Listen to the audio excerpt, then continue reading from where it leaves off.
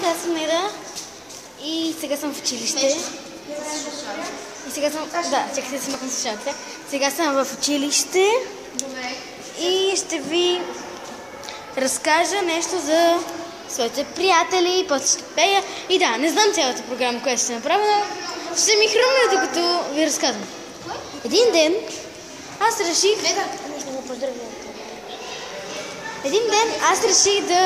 да се запиша в 19 сол Елин Пелин. И да, там срещнах две много мили момичета с мен, казват се Марти и Кари, ето ги и двете.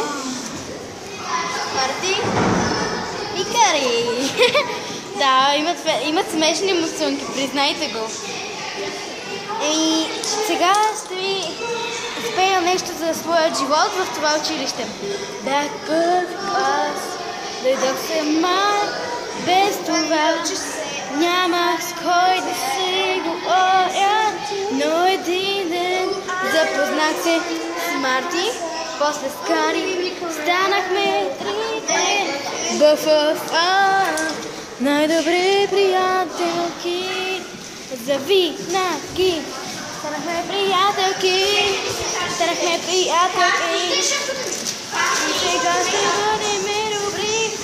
и сега ще бъдем добри, няма спирка без това. Марти, сега! Кари, сега!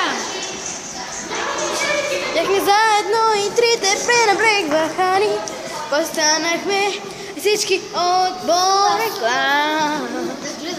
И с това, няма без това, и с това, без това, няма спирка с това. Станахме отбор без спирка, защото днес това се случи в този миг. Да, сега, всеки слушаме си музика. Пееме си, танцуваме, говорим с Ерика. И няма спирка без това на зелената стена. Стоим сега напред, напред, назад, назад, назад. Напред, напред, назад, назад, назад. И сега ще кажа И сега ще кажа няма спирка без това. И свърши всичко днес сега. Този миг сега имам немски асуда. Сериозно ви говоря, тетрадка и ритъм по земя. Ето така се прави с тетрадката. Ето така сега ще си сложим шапката. Чакам и ще си пуснем косата.